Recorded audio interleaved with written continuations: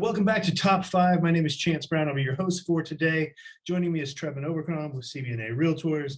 We are going to talk a little bit. If this is your first time watching a Top 5, this is a place where we have subject matter expert in the real estate industry or business world come and just kind of share their top 5 best practices on what's helped them build their business, become an expert in what they do. And so I've asked Trevin here today because in a relatively short amount of time inside of his brokerage, he has gone from really a brand new agent to continuous top producer.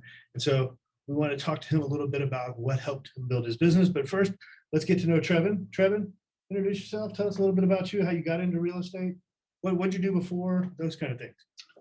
I have been in real estate since 2017, the latter part of the year. I think I got my license in October. I came from a lot of different backgrounds, honestly. I'm actually a second generation realtor. My parents were in it in the late 70s and 80s in Kansas City and Denver, and moved around and ended up in DFW, which is how I got into Texas.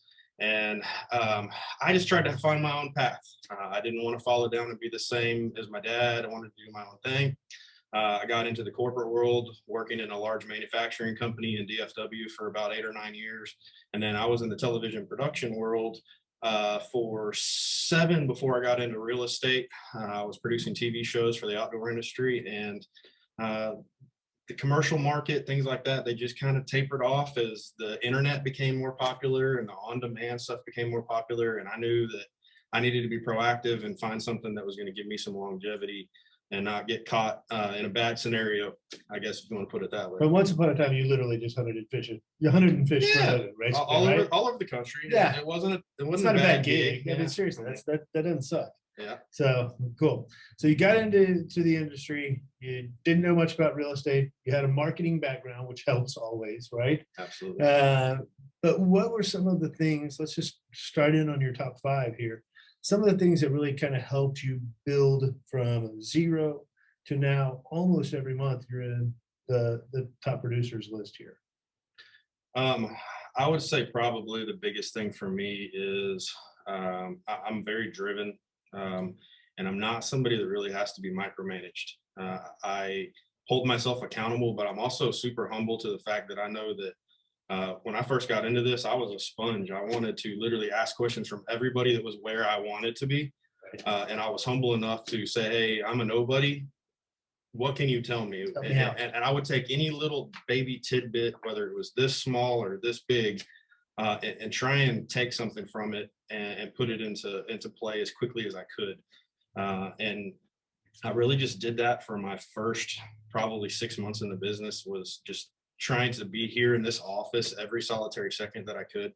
My mentor at the time, he was like, look, you're not going to do any good sitting on your couch. Go be around people that are productive, that are doing what you want to do, that you can just be around it and have the energy around you. And so I did. I tried to spend as much time here as I could.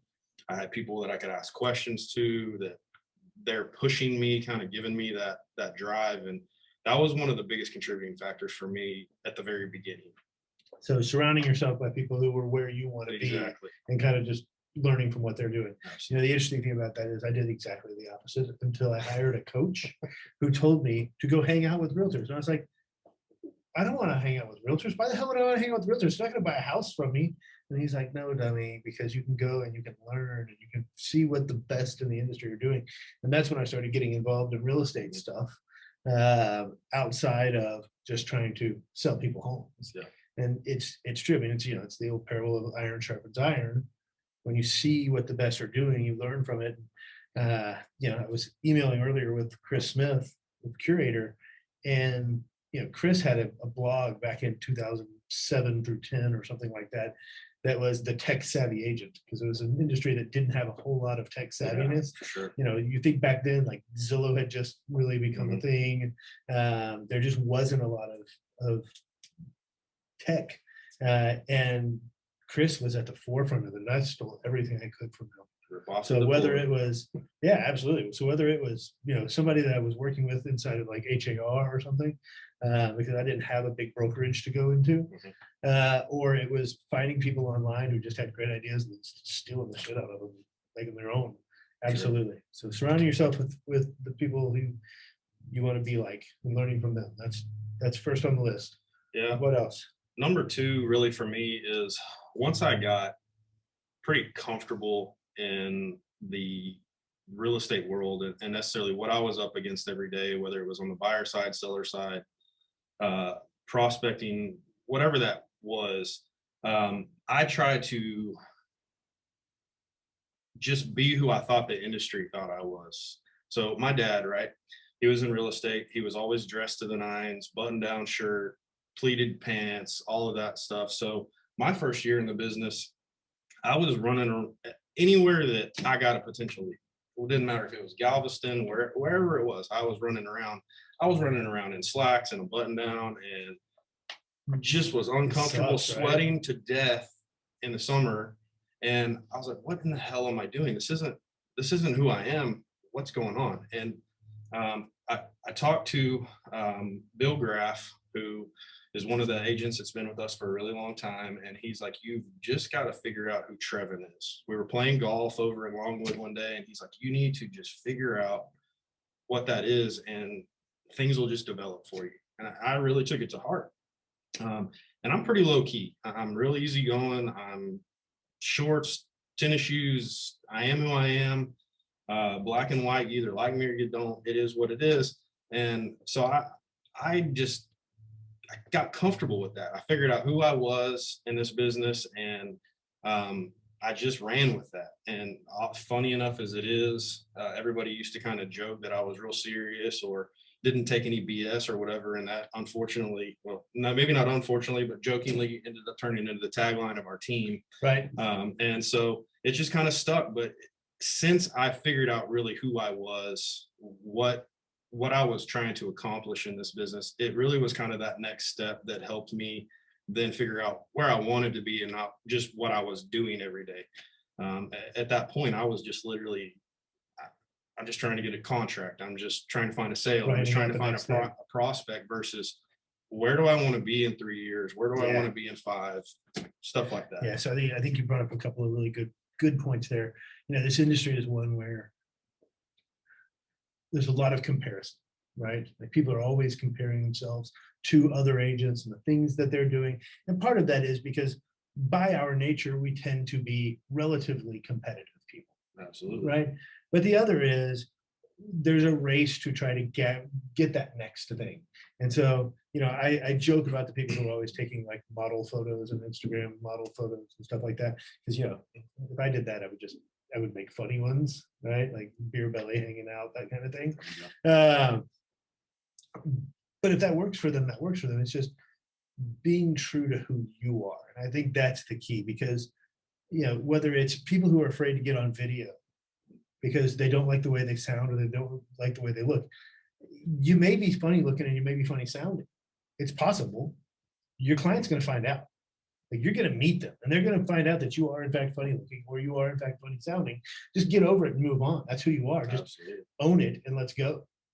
And I think that is a really, really good point to bring up to people is, just be you. If somebody doesn't want to do business with you because of that, then that's fine. Don't do business with that person. But be yourself. Be true to yourself. Nothing else. Right? Absolutely. And that really kind of helped me then get into the next step. And I know this is cliche, especially from a sales standpoint, or we've all gone through tons of training of things of that nature, but I had to figure out realistically my why. And when somebody first said that to me, I didn't know what the heck they were talking about. I was like, "Oh, it's my family," or it's easy to throw a surface answer. Yeah, right. Oh, my kids. Exactly. And I was like, "Oh, I mean, it is what it is." And it took me a little while to figure that out and figure out the dynamics behind actually what that meant. And so for me, all of those little steps leading up to that helped me figure out, okay, I want to be one of the elites. I want to continue to strive for that. I want to continue to build for that. And so it was really, it was figuring out, okay, number one, I had to pay bills, right? I mean, you've got to do that. So that's a given. I have a good, strong background at home. I've got support. So that wasn't anything for me. It was then going, okay, I'm not just a real estate agent. This isn't just a hobby. This is a business. Yes. And I remember sitting down with you very early on. You preached that to us, and thankfully, by the grace of God, that hit Sunk me in. quickly, Yeah. and maybe a lot sooner than it does for some others. And so I immediately went into, okay, where am I going to take this? What's going to happen down the road? What do I want to happen down the road? Not just with work, but my personal life, my family life, things like that, because they all correlate to each other, whether we really realize it. And so for me, it was really trying to figure all of those things out so I could then figure out what my focus was going to be on a day-to-day basis, and not just going through the routine of chasing people. Yeah, I think that why question is one of those that it's real simple until you actually start getting into it, and then it's really not. No, not at And all. it's really, really hard. And so, like my why with my kids has always been, and I've known it from the get-go because of the example that my parents set. My why with my kids has always been, I work as hard as I do because I don't want to ever tell them no because I have to. Yeah. Now, I'm going to tell them no, and I do tell them no all the damn time, right? But I don't ever want to tell them no because I have to. And my parents were that way. Like if there was a great opportunity for me to develop, to do something unique that would help me in the future, it was almost always a yes. And they told me no to a lot of other dumb stuff that I asked about. But that was always the thing for me. But it took some time to just sit there and instead of just saying, oh, my kids are no lie. Really, it wasn't my kids. Like, I mean, my kids are great. I love my kids, but it really is my role is to provide the most opportunities for them to be better humans as they get older. And I want to be able to do that no matter what the circumstance is, if I can. And that's a big thing for me, honestly. And where I am today is not even just the want, but the need for success. And I know that may sound strange to some, but one of the reasons I was hesitant to get into real estate, my dad started out in residential real estate and then got very big and very successful with it, and then got into development. Mhm. Okay. And developed some of the largest, still to this day, nicest subdivisions in the Kansas City area.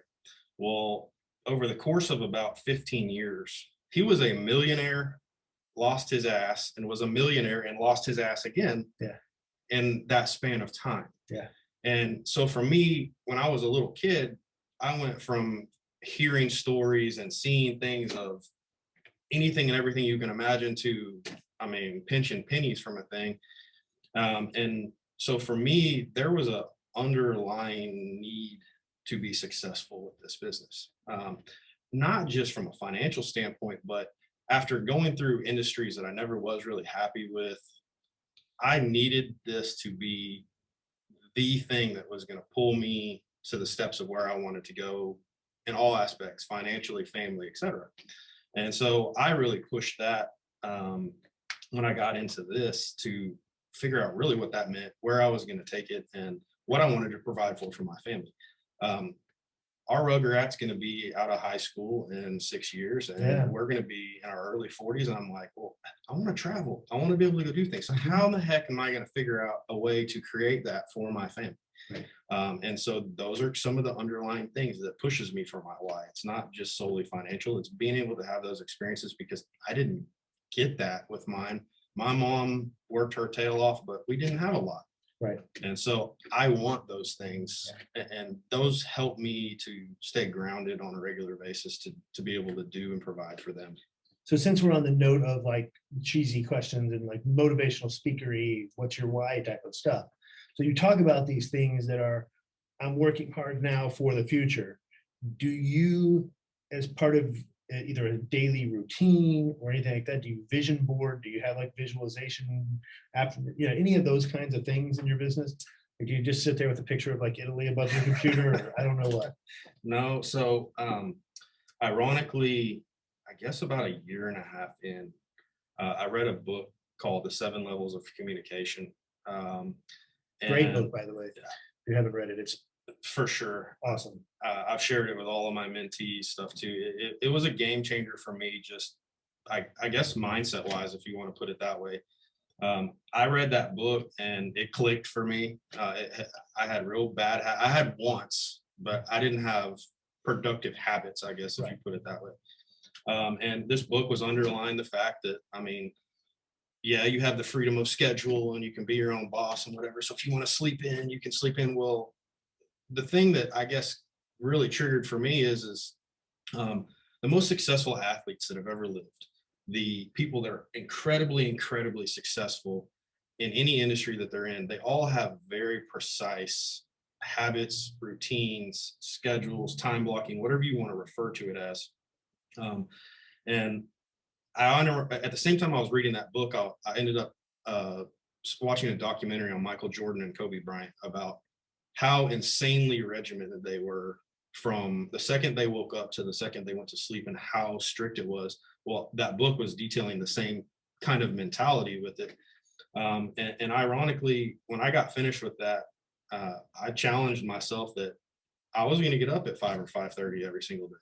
Because if I had a 2 or 3 hour jump on all the other real estate agents while they were still snoozing, well, guess what? I had at least a 15-hour jump on you every single week in productivity. Right. And I tried to carry that through my entire week, my months leading up. And I'm gonna be honest, whether it was coincidental or not, or it really tied in and was productive, as I adjusted my schedule and created the non-negotiable items, things like that, my business really changed.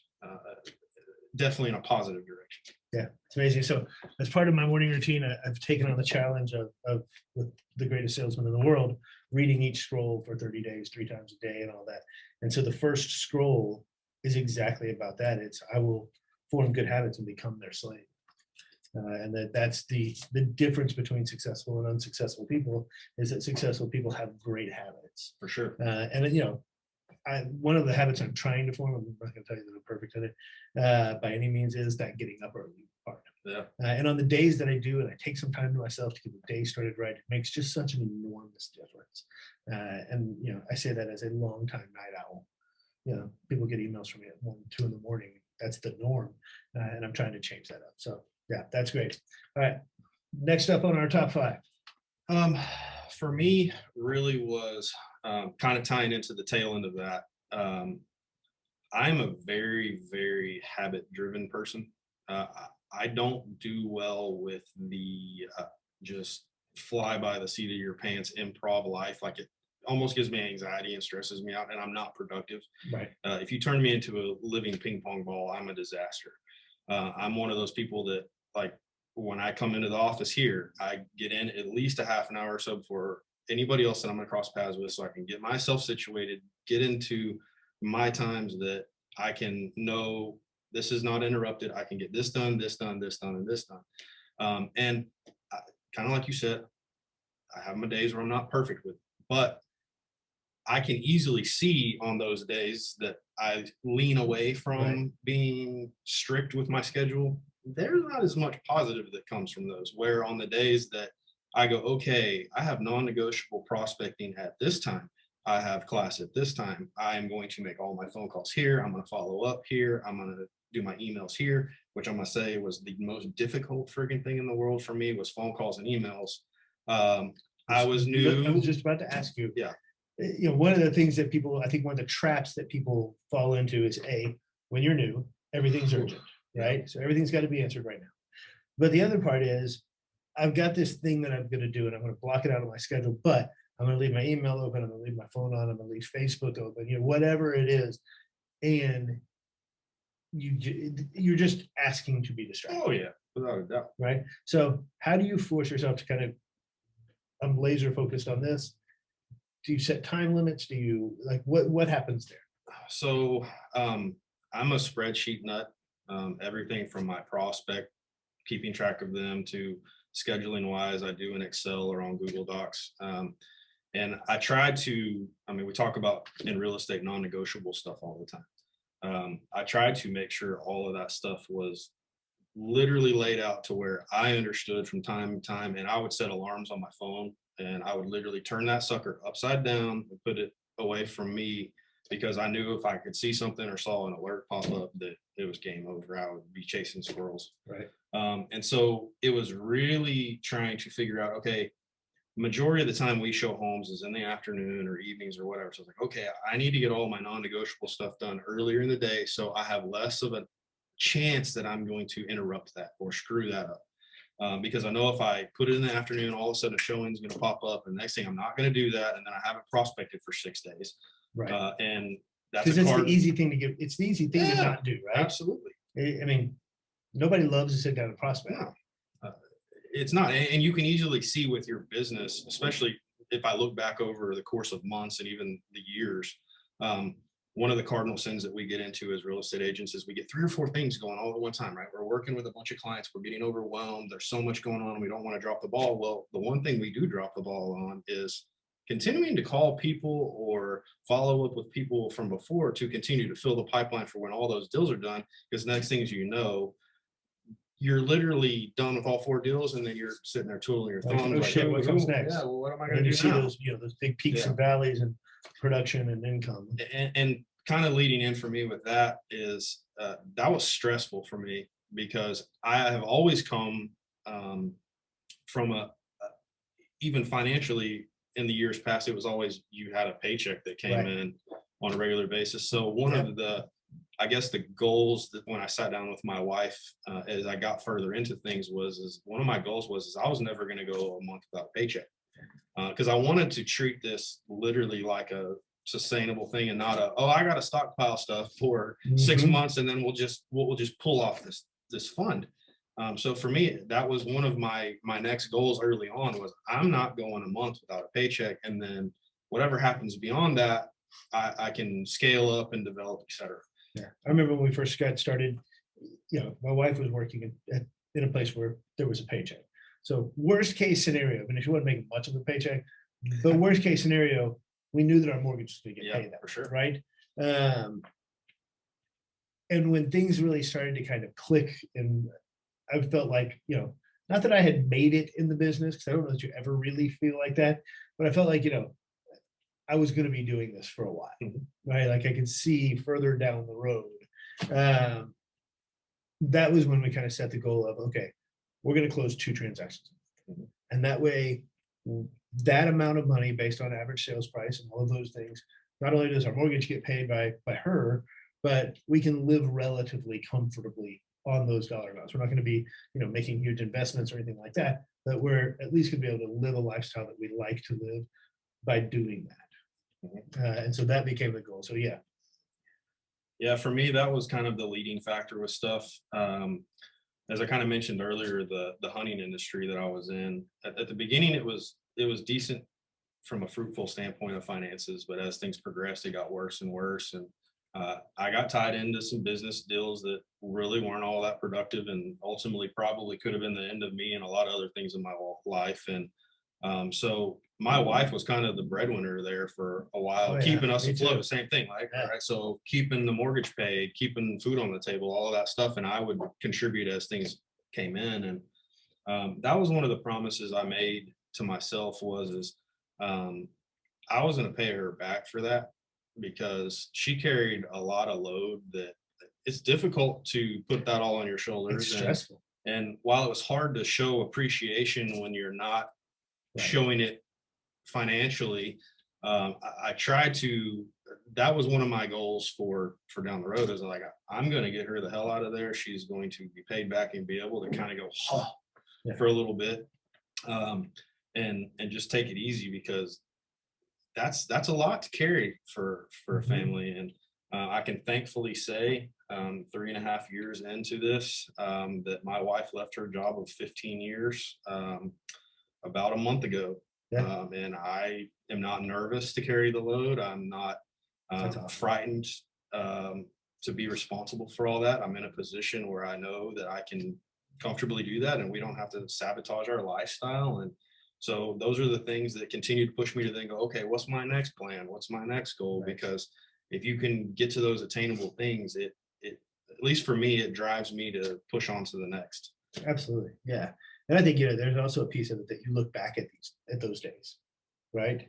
And I think it helps with the humility piece. I think it helps with keeping you focused on the next thing and making sure that, we went from literally like rolling coins to pay for diapers to a few years later doing really, really well, but working so hard that we were just miserable. Yeah. And so you look at those kind of learning experiences and how you progress and you set goals, and you start to build systems and processes around stuff that you never in a million years when you're in your 20s or early 30s would be like, let me set a system about my budget, it just, yeah.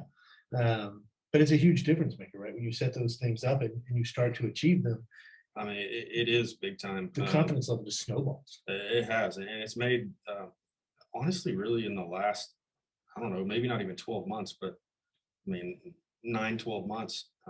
I sat down with you at the conference table in the middle of COVID last year when we were actually able to get back in the freaking office. And I was so swamped that I was hardly around them. And I remember asking you, I was like, look, I'm doing real well in business right now, but I'm like a real crappy ass part of my family. How the hell do I fix this? Because Yep. that starts to weigh then in different ways. Yeah, you're all fine and dandy that business is going well, but that's not the big picture for all of this. Right. And so you told me that day, you're like, you're going to have to systemize everything. And I didn't take that lightly, but I still didn't really fully, I guess, Get it. know what that was going to mean until I spent a little bit more time. And for me, I knew that from a longevity standpoint, both for the next 6 years, why my road rat's still in school, as well as when she leaves, that there's got to be some form of plan for every day to where I don't have to be the control freak that's managing everything. Right. And so I did. I started. I got even crazier with scheduling, planning things in certain ways for myself. But then that's kind of how the evolution of kind of my team took place, was knowing that I needed some people to have my back, not just as much for me to boss somebody around or try and make money. It was really just kind of a support system, even for me to have somebody that I knew that if I needed to sneak away for 3 days to try and be with my family and not feel guilty about it, I could figure out how to do that. Right. Because they're the first probably 2.5 years in this business. I don't think that I really got to take a day off. I mean, we went out of town a couple of times, but guess what? You were still working. Your computer and your phone finds Absolutely. you, and next thing I know, I'm still being a crappy member of my family and not giving anybody devoted attention. And so that's kind of where that was born, was figuring out how I was going to create that. Because I'm completely honest, I like money, but I also want to be happy and enjoy my life. And so in the next 7 to 10 years, I don't want to be working probably the same amount of hours that I'm currently working. And I'm okay admitting that, but I don't want to lose the financial side of where that is. And so I started planning for the 3 years, the 5 leverage years. those systems and processes to be able to let other people do that and pick up some of that piece, because there's only so many hours in a day, and there's only so much to do that can be spread around, right? And to me, one of the hardest things, especially, it was hard at first anyways, because we're entrepreneurs and we're in a service industry, so we're always on, right? It got even harder when my wife left her other job and came to work in the brokerage, because now we're working 24 hours a day. I mean, we're together. She's, and so we had to really figure out a way to clearly delineate, this is work time and this is family time, and never the Twix show me, right? And that doesn't always work like everything else. But more often than not, we're able to separate that. And I think that that's helped with our relationship with the kids and things like that. Because there was a time there, especially when she first started working with us, where we'd get home and we just open up our laptops and keep working. And the kids are sitting there, on a device or watching TV or doing their homework or whatever, and we're not even there. And that's no way. That's no way to do it. No, it's not. And I remember when I was a kid, my dad was never around, and so I didn't have that super close relationship because of that. And thankfully, my wife is one of the most centered people as far as family and all that stuff. We both lost parents when we were younger, and so she's like, you can't do to her what happened to you. What happened to you? You know that. You know what it was like. And so thankfully here recently, I've really tried to be very mindful of that. Now I'm even non-negotiable. Every Wednesday night is date night with my road rat. We go wherever she wants to go do those kinds of things. So while she understands I'm the leader of the house and I'm taking care of all these things, that I'm not just putting them to the wayside. Right. And so that's helped me even more so probably stay organized on the other days away from that, because it's going, I know this is now a non-negotiable, just like prospecting is. Right. And if you think about it from that way, not only does it break into those systems, right? But it also ties back to your, this is why I'm doing all of Exactly. this. And you get those constant reminders that continue to drive further and further down the road. For sure. Awesome. And that's really been a big changer for me, and kind of the tie-in with all of those items is the last two big things for me that have really been a game changer in my business. And it seems so elementary when I'm going to say this, but is consistency and follow-up. All right. So let's talk about the consistency part first, because I think that that's one of the hardest things in this industry. It is. I really do. We have the tendency, again, because of who we tend to be as humans, like our innate nature of chasing the shiny object, Oh, yeah. right? Shiny object syndrome. And so just getting that, we talk about it here at the brokerage, the daily disciplines that are executed over time, and that's what builds your success. So let's talk about consistency. Go ahead. This is something that I'm just blatantly honest, I battle with weekly. Yeah. Okay. I won't lie.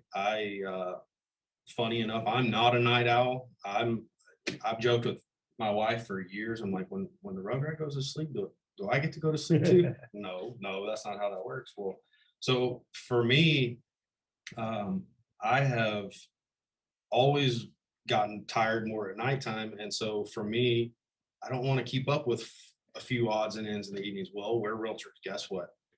You get calls, you get messages, you get inquiries about listings, whatever it may be. And I've battled going, because our clients aren't getting up at 5 a.m. and getting on our website to look for homes. They're doing that stuff while they're sitting on their couch watching TV, and they're sending you stuff. So for me, it was figuring out that routine consistently. And so I had to go, okay, same kind of thing of when you're doing prospecting. I was like, you know what, at 9 o'clock, my phone's getting flipped over and I'm not doing this. And I will get into calling everybody at 8 to 9 in the morning or 8 to 10, whatever. And how do you set that expectation? I know that's what some people are going to say as well. They still call. So how do you set the expectation of, these are my business hours?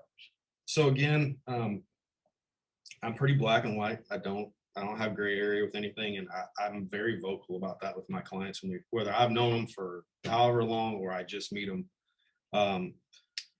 I'm very just, here it is. Wednesday nights, I will not be returning phone calls to you. I may text you back later in the evening when I get home, whatever. Sunday mornings, church, I'm not going to be running around ragged. And we kind of talked about this a little bit ago, but one of the biggest issues as realtors is somebody calls, you think you got to text them or call them right back. Right. Okay. I screwed that up royally for my first year in the business, because I just like, oh God, somebody's calling me, I've got to do something, or I got an email. Where I probably got some of the greatest freedom in this business was from a consistency of something this minor. Was I set at times that I'm going to return phone calls in this hour block, and I'm going to return emails in this hour block. In the morning, I have 2 of those. I do 1 in the morning and 1 in the evening, and the rest of it, I don't mess with it. And unless it's something dire, crucial, involving a closing that has to be addressed. Other than that, I let them know, hey, look, I've got this going on, and this going on. If I don't answer you, shoot me a text. I'll get back with you as soon as I get freed up. So I try to be very, very just upfront about it. Yeah. And I haven't run into any issues because they don't have the surprise factor or well, why are you dropping the ball, or why aren't you calling me back?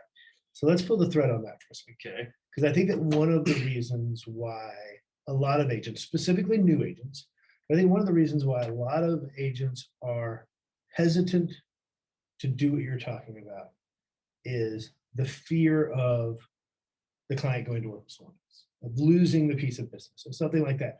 So of all the times that you've gone about setting this expectation, how many times have you lost a deal because of it? Yeah. And Because people are normal people, right? Well, They get the fact that you have a family.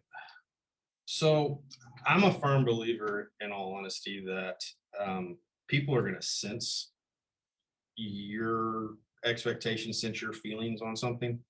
Um, some call it cocky, some call it confident. I don't know what it is. I'm very confident in where I am as a person as well as I am as an agent. And so I don't fret that really from any regard because I'm open in communication with my clients. And so Right. I don't worry. I don't worry about that um, because I haven't ever had a reason necessarily to.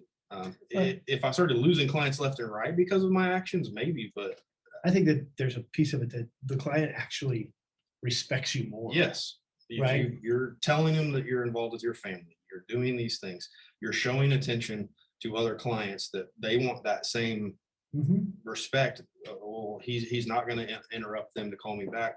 I would appreciate not being interrupted Right. when that he's with me. And so Yeah. I think that Do unto there, others. I think it's a mental thing that we psych ourselves out Yeah. more than anything else. And um, as soon as I got out of my way with that panic or that anxiety of things, life got a lot more How simple. nervous were you the first time you tried it?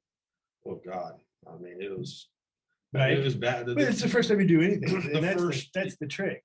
The first few days of the only calling people back when I'm going to call people back and then not pulling my email up because it's right there. Yeah. It did. It like gave me almost an anxiety feeling like, oh, what's there that I don't know, or what am I about to screw up, or are they going to leave? Uh, and And they didn't. they didn't, and it took a little bit to get over that. But once I realized that, made it even easier for me just to explain to them up front, hey, look, this is when I do this and this and this.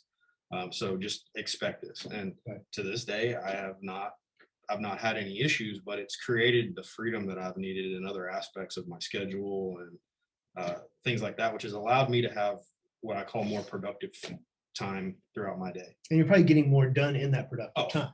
Right. Without a doubt. Without a doubt. Right. There's days that I'll literally work 4 or 5 hours and it's straight productive time. And then there's days that I work 8 or 9 and I feel like I didn't get a thing. Yeah, there's days like I sure worked my ass off today, but I really didn't What did accomplish I do? anything. Yeah, Yeah. exactly. Exactly. All right. So consistency. And then the other thing that you mentioned in that Follow up. was follow up. And I, especially when And they tie together, right? Because you without have a- to follow up consistently. without a doubt. And it is the single-handed thing that I can, if you were to show an example of proof of something that works or doesn't work, right? I'm a firm believer, like when I'm coaching or whatnot, I share the crappy stories, the mistakes that I've made, because I Oh, yeah. personally have learned more from somebody telling me, don't do this because this bit me in the rear end. Right. And so I'm very adamant about teaching that's the same way too.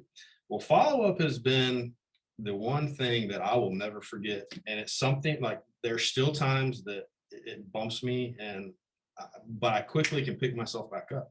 But I have literally had deals fall apart because either I was too busy and I didn't set an expectation. Yep. Or I was so busy and I wasn't organized that I let something slip through the cracks and it's cost me thousands of dollars. And I don't care how many times that occurs, you'll never forget them. I literally remember the transactions to the T for the ones that I lost and dang near how much commission I lost because I wasn't organized. I wasn't consistent. I wasn't in a good routine. And I can easily say that those contributing factors is why I probably have cost myself at least $30,000 or $40,000 in my career. Yeah.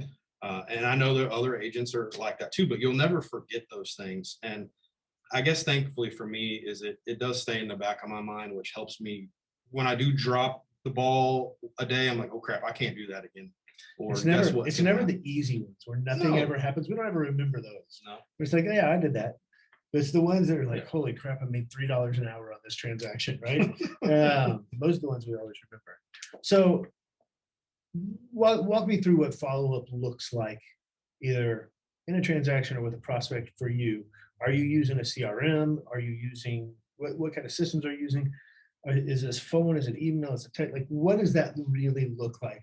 Because I assume the goal here is for a client, there's no unnecessary surprises. No. For a prospect, it's nobody slips through the crack, right? So for me, there's some variables to it. Number one, I learned very on when I was younger and I was in the corporate world that you can't manage everybody the same way and expect the same result. Right. You can't teach people the same way and expect everybody to learn that way. So one of the very first things I do when I meet somebody or we get time to talk is what's your schedule like? What's your preferred method of communication? Because for some people, that's give me a call. Yeah. I need to talk to you. I want to know what's going on. A lot more of this day and age is shoot me a text message, please. Yeah. And for me, I always follow up with everybody, whether it's prospecting or past clients. But for me, it's in basically 3 different platforms. Okay. My past clients, I don't know if this is way overkill or what, but one time a month, every past client in my entire career, other than 2, they have a special. I literally either have a phone call or a text chain with them every month. It is something that became one of my goals. Was they're never going to forget my big old bald head. Right. It's never going to happen. And so I keep a separate spreadsheet where that's my past clients, and as more come through, they filter in, and that's a goal. And so as things progress, I have to change my weekly routine. If I've got a couple more people I've got to hit every month. And so they're separate. The prospects that I haven't gotten full communication with, and I'm still just kind of dripping on them, they're in a CRM system, to where essentially, whether we've had a lot of dialogue or not, they're getting something from me all the time. They're constantly hearing from Trevin. They're gonna, whether they like it or not, until they unsubscribe or tell me to buzz off, they're gonna keep getting information until they buy or not, or tell us to buy. And the third step for that is the ones that are in between for me. The people that I've had dialogue with, they're not quite there yet or whatever. That I call it my nursing phase, but I'm kind of figuring out each one of them individually, and I've got them color coded by call, text, or whatever on my spreadsheet, so I don't forget. Because I don't want to be the bozo that's a pain in the rear end calling people. That's like, dude, I'm in a meeting this afternoon. Leave me alone. I'll call you back this afternoon. Right. And so I've tried to, again, systemize things for my clients, not even really as what's productive for them, but so I can manage it. Mm-hmm. And that has really been the follow-up side for me. And I can say easily that I've had deals that have popped up from people in my CRM that I hadn't had any real good dialogue with in over 2 years, and all of a sudden, woo, we're ready to have a conversation. And so it does work, but I can also say same thing from mistake wise. There's been times that I've let some of those slip through the cracks. And so it's staying, again, consistent with everything you're doing that alleviates you from those problems. And so I just try and beat a dead horse here, but I try and systemize everything I'm doing. So if we've got new people coming in or what have you, there's things that are very scalable, teachable, and you can kind of plug and play and create the next step to the business instead of me being the control freak that I was the first couple of years of I can't let go of this. And I still am, but it takes a little while to get better with even your follow-up to when you're handing something off, releasing even those little things like social media posts or whatever, have somebody else do it. Because we do tend to be kind of controlling on something. I'm big. No one's going to love your baby the way you love your baby, right? Sure. And so, all right, so I have to ask this because you brought it up. You said everybody in your past clients, but 2. But I think there's a teachable moment here, right? For sure. So I'm assuming the but 2 were 2 that you don't ever want to talk to again, right? I'm going to be completely. Or don't want to work with again. Yeah, I would never work with them again. I don't personally have any reason that like I would be rude to them in any way, shape, or form. But one of them was an investor that watched entirely too much HGTV. And if someone on TV can do it, I can do it. Of course. And it was earlier on in my career. And she was purchasing flooded homes after Harvey. Okay. and she was trying to cut corners with certain things with like the mold remediation stuff. And I was like, I'm not putting my neck on the line. You have got to do this stuff. And I was early on. She was like, if we can make this work, I'm going to buy a handful of these a year and then turn around and sell them. So for me, I was going, okay, well, that's 4-8 transactions a year Right. just off this one client. So I'm going to work a little bit. So one of them, hell, I even paid for the mold remediation certificate just because I was like, I'm not going to continue to put my neck on the line for stuff like that. Well, we got past those things and we're doing better about communicating with each other, getting more comfortable. She called me to ask about what kind of building materials to put in, flooring, things like that, and ask about comps and how it was going to relate to the sales price. And I gave my professional advice and what I felt was going to be the best way for her to make money, et cetera. And she didn't really take that route and went her own direction, and it kind of came back and bit her in the behind. And guess what? I'm the one in the middle that somebody has to be blamed. That's right. So for me, I separated myself from that relationship because it wasn't going to be a good thing moving forward. I think one of the things that we see a lot, especially with newer people, because everybody's, when you're new, you want to try to capture as much business as you can, is that they stay in these kind of, I don't want to, make light of an abusive relationship, but they kind of stay in these abusive relationships where, it takes an emotional toll on them. It just wears them out. And they're trying to make money, and I get it. Like, I've been there. But I think that it's really important that we recognize, is this worth, if we're sitting down and we're figuring out how much money we make an hour, right? Is this worth the amount of time that I'm going to put into this? Or can I take that time and put it into something that's going to make me more money and make me happier? Yeah. Right. And so I think it's important that as we go through this process of building a business, we identify the people that we just don't want to work with again. And then we put them into, the D file for, if you pick whichever word you want that starts with D, and we're not going to send them any follow-up. We're not going to do anything with that. Yeah. Because chances are also, if they're assholes and they refer somebody, their friends are probably assholes too. Most likely. Birds of a feather flock together. You're darn skippy. That's something I believe with every aspect of your life. So yeah, for sure. It was a train wreck, and thankfully I separated early on. The other one wasn't as drama filled or anything necessarily as far as that goes. Really where the relationship went south is we got ready for closing day, and there was some items on the repair list, and they just had a really bad attitude. They agreed to it, signed the stuff, and had a kind of a bad attitude about it, and literally busted up some sheetrock in the walls and stuff like that before they left. And when the people came for their walkthrough, they're like, "What the heck?" Right. And we don't want to do that like again, I was embarrassed because I was like, "This is my reputation sitting here," and so. I actually had one of my handymen go over there and take care of it because I wanted to at least the buyers know that, hey, this guy's not a bonehead. He actually is a good person. And unfortunately for me, there wasn't any drama filled conversations or anything. I don't really want to be around people that take care of business like that. And so I kind of separated myself from any further communication, really. Awesome. All right, so let's recap. So we're surrounding ourselves with people who we want to be like, who we can learn from all day, every day, and remaining humble enough to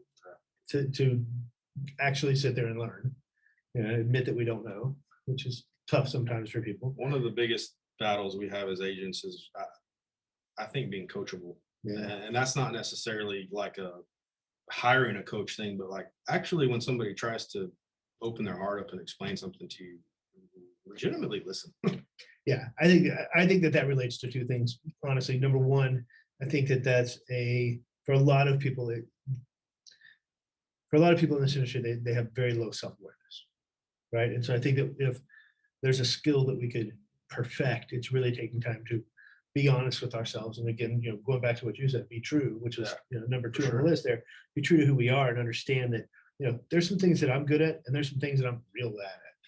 Right. And so the things that I'm real bad at, I either try not to do or try to get somebody else to do it. Right. And so I think that's one of the things. And I think the other thing is, again, going back to kind of the nature of who we are, we're problem solvers. Yeah. And so we hear something and we immediately want to spring into action to do something about it, when really a lot of times we just need to sit there and listen, or ask a few more questions and really get down to, what the problem actually is, as opposed to what's at the surface. Okay, so number one was surrounding ourselves with good people.